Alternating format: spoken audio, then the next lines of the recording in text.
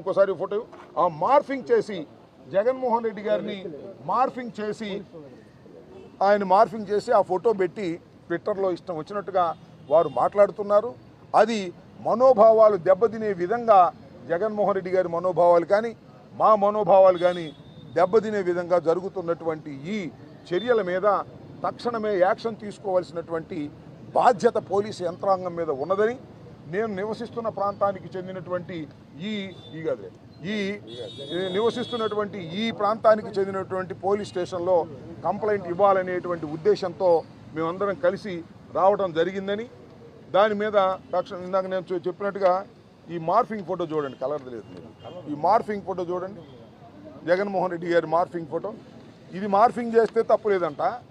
ఆయన ఎవరో ఆర్జీవి గారు ఏదో మార్ఫింగ్ చేసి ట్విట్టర్లో పెట్టారంట, ఆయన వెంట పడ్డారు.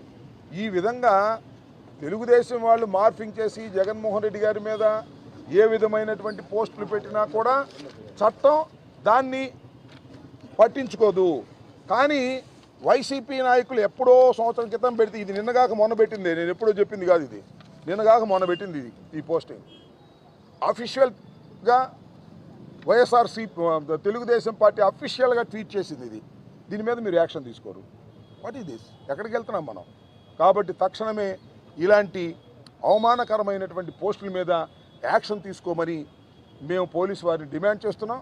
యాక్షన్ తీసుకోకపోతే చట్ట ప్రకారంగా ముందుకు వెళ్తామని కూడా ఈ సందర్భంగా చెప్పదలుచుకున్నాం.